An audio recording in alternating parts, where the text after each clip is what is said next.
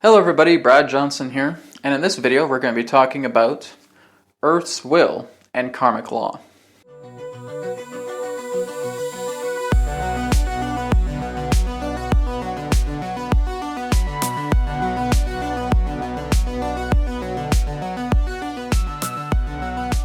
Looking into our Earth, to the 7 billion plus people that are on this planet,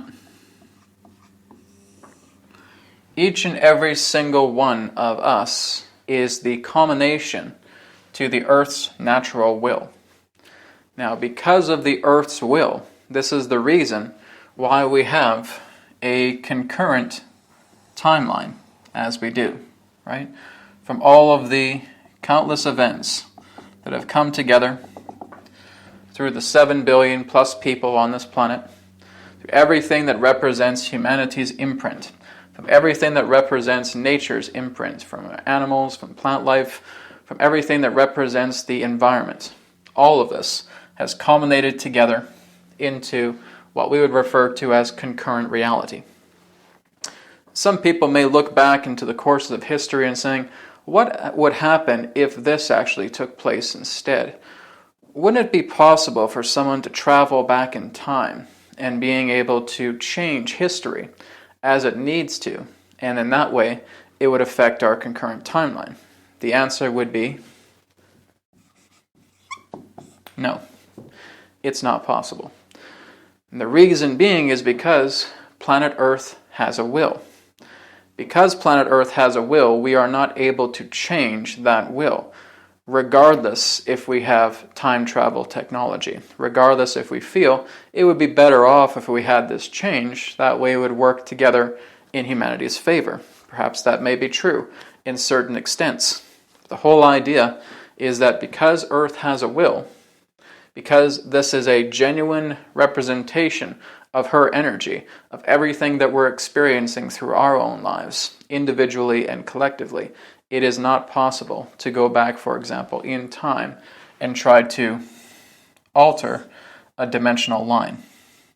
From what Adronis has talked about before, referring to them as dimensional lines, other lines of events representing different dimensions, right? So if we try to go into, let's say this is our original line, which would be number 1, we try and go into a number 2, or a beta line, an alpha line and a beta line, right?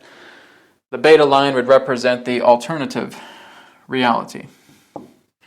And again, we may say that we're going to go ahead and change presidencies in that way. We're going to bring better people into the office. And so we'll have to assassinate this person and try and bring this person into office, etc., and create a whole new regime, a whole new era as it relates to humanity. Okay, well, we may go ahead and do that. And when we basically try to bring in that alternative timeline, it's kind of like looking at a scar into the time field, into the time matrix that represents this Earth. So that person is able to successfully do that. They're able to pull off their assassinations. They're able to bring this other person in power. Okay, great. Now I'll hop back in my time machine. I'll go back into my time. Click the button. Back into present day. Concurrent timeline. An alpha line. But as stated before, whenever you try to go back into your original timeline, it's more so the idea of an alpha 2 line, because you have changed. You've made that transformation take place. You've changed, and you trying to go back into your full identical timeline that was there would not be possible because of the events that have been encased inside your memory. So you would not be able to go back into your 100% pure original dimensional line. You would now go into this alpha 2 line. Now, basically all of those changes that you made did take place in the beta line, right? So in the alternative beta line here, that took place there. You come back, everything is as it was primarily, other than your own alterations of memory from experiencing that event. Well, what happens is the Earth takes this wound and seals it up. that rupture now becomes repaired. And then you go back into a collective timeline where that particular aspect of intervention did not take place. But if you remained within that particular beta line, then you would still see that particular reality. But you would not be concurrent with the collective agreement of the Alpha 2 line that you're coming back into. So that collective consciousness, based upon that theme of structure, would still remain the same because that was as close to your origin point as possible. So what this is basically saying, without giving anybody a paradoxical headache, is that if we try to alter, quote-unquote, the past or anything of that nature, the Earth has natural defense mechanisms that will actually seal up those ruptures. There are also other people that exist in different dimensional lines that can come together and reseal that as well too. This can be referred to as time sanitation or time corps in that way, right? So there's many different faculties that come together that seal that breach. And this is exactly what a lot of different beings, such as the Greys, the Zedans, etc., have attempted to do, is try to go into the past, in that sense, in the past, and try to alter certain events for certain people to go into power, etc. But again, as soon as they do that, it's all sealing upon itself. And the reason being is because of Earth's will. You cannot bypass Earth's will. Why can't you do this? Simply because of this. Because of karmic law. You cannot bypass karmic law. It's impossible. Okay? What is it that karmic law represents? Because we've talked about it before on this channel. So, if I was to sum up a definition of karmic law, it would be that which is done cannot be undone. I don't care what kind of technology you have. That which is done cannot be undone. This is why we have not been able to have what we would understand as the familiarity of history ever being able to be altered, right? As it represents the consistency through years and years and years of understandings. We can certainly have minute aspects, like what takes place in the Mandela effect, to have certain forms of changes here and there, but nothing that would affect the general direction of the collective consciousness, right? If we wanted to use a Mandela effect and talk about the events of what happened with Nelson Mandela, it was something very, very shocking, but it wasn't something that was steering the collective consciousness into an entirely different direction. So there can be certain aspects of change that do not impact the Earth's natural will. Kind of like the main story, the main timeline, right? You can have little minute portions here and there. You can take little adjustments here and there, but you are not meant to change the essence of what that story of Earth's will represents, right? This is a story that's being written. We have over 7 billion humans writing that story as part of Earth's will. We have nature writing that story as part of Earth's will. Billions and billions of volumes representing the story of Earth. And Earth herself is the editor, right? She's the one that's basically saying, I'm the administrator here. I'm the one that's directing this thing. This is exactly what's going to be happening upon this planet. And if anybody attempts to violate my will, well, that wound is going to get patched up. Any particular type of fracture that occurs within a time matrix that is attempting to reshape the landscape of a collective will be bypassed. The only way that person is ever going to experience that is if they stay in their beta line. Right? So if they're in a beta dimensional line, they try to alter that, and then they remain within that reality, because that is that person now becoming indigenous into that dimensional plane, into that dimensional reality line. So they would only have to remain in that level, into this alternate line, if they want to see events carried out in that way. But that particular beta line has nothing to do with shaping the Alpha 2 line. So if you went back into your own indigenous theme of exploration on a collective level, it would not come about because of karmic law. That which is done cannot be undone. Okay? So that is the aspect of how karmic law authorizes itself. Okay? There is also another approach as it represents transcending the aspect of karmic law. That would represent one who follows will becomes the way. Okay? One who follows will becomes the way. The will is the way. The way is the will. Okay? So when we're looking into will, we're looking into authentic expression. We're looking into our natural self. The more that we start to follow our own natural will, by working together with our energies and discovering exactly, this is what I'm here to do. This is what I feel is my nature in life. Not my meaning, but my nature. Not my purpose, but my nature. My nature is to follow this path and explore all of these understandings of myself, right? We're not looking into meaning or purpose in life. Those are distractions. Okay, we can play with those for quite a bit. The whole idea here is that if you continue to follow together with meaning, you are limiting yourself. Okay? Natural will does not follow the aspect of meaning. It does not follow the aspect of purpose. It follows the aspect of nature. Right? So, nature represents the unlimited potentials of expressions in all the ways they come through by you aligning together with your natural will, right? So that will may take you into a certain career or a certain business for a certain amount of time. That will therefore expire. You'll move yourself into a different direction because this is where natural will is taking you. You'll start doing some expressions there. You'll start meeting new people. You'll start traveling, etc. That will expire. And now there's a new event coming together. All this new stuff. Do you see how you're not labeling yourself in the state of meaning?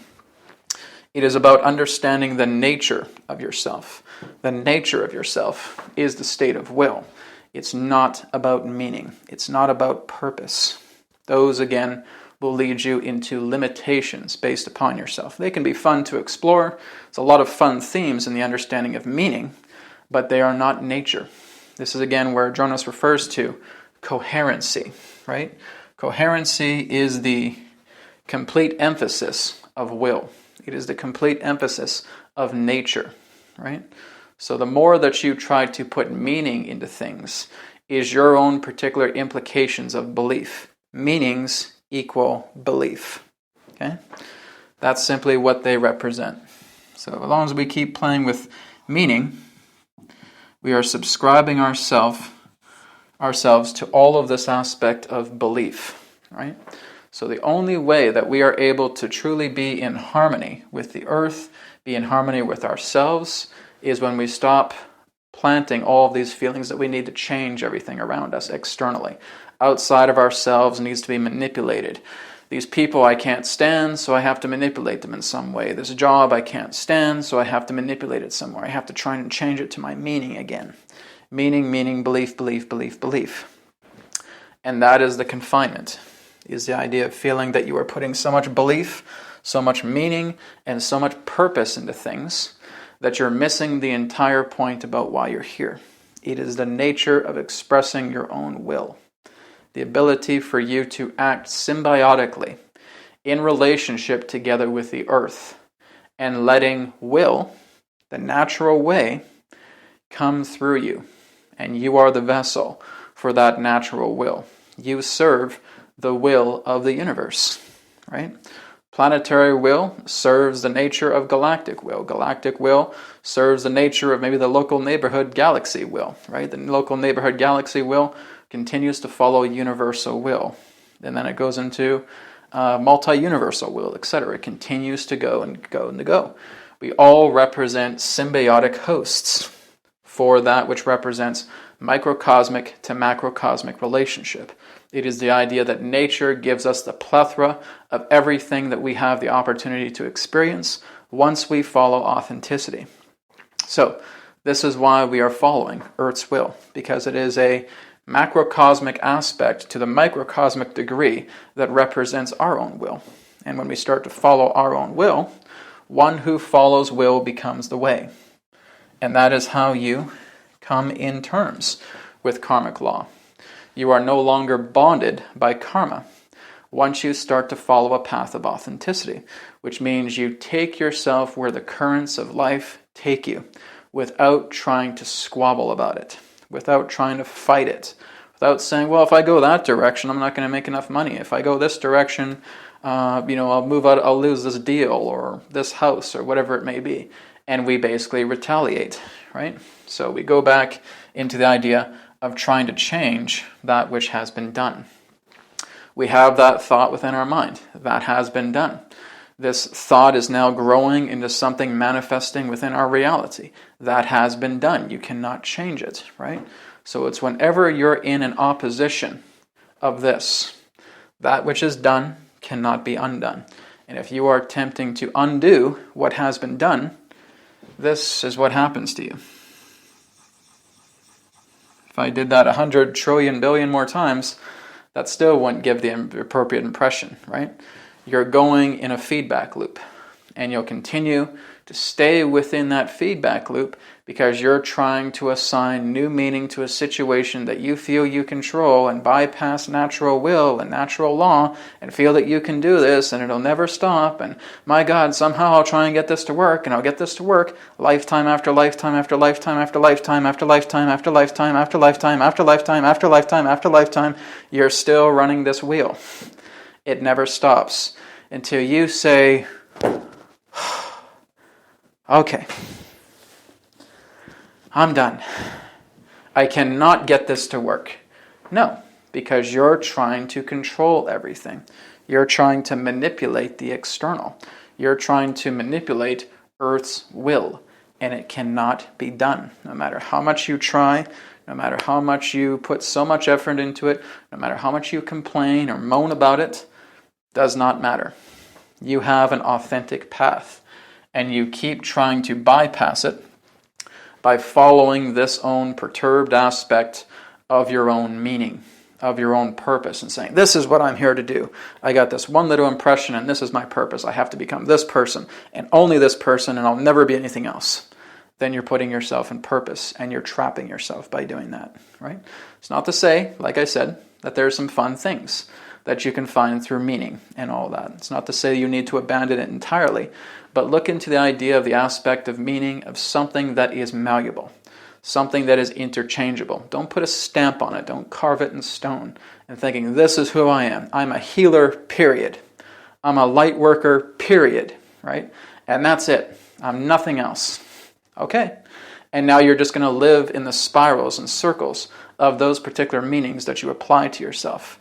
Now when you say, I am the nature of myself, that's something completely different. That's something that complements the degree not of this, but of that. That is you playing with the infinite when you are nature, right? One who follows will becomes the way, right? The way representing that of Taoism, right? Looking into the idea, becoming the Tao, again, is all part of becoming nature. Nature is the will is nature, right? So when you start looking at it in this approach, this is how you harmonize with karmic law. This is how you harmonize with the earth. This is how you harmonize with your life, rather than trying to beat the drum of purpose, which limits and confines you into boxes. Move yourself into the infinitum of expression as it relates to nature, as it relates to will, as it represents your authentic expressions, as it represents your genuine being. That is how you live life to the fullest, by playing with the infinite through natural will, working with the earth's will, working past karmic law to become your authentic self. Thank you so much for watching. Any questions on this video or other videos on my channel, feel free to contact me through my website, realitywhisperer.com. Thank you again, take care, and I'll speak to you again in another perspective of the now. Namaste, and may it be well with you. Goodbye.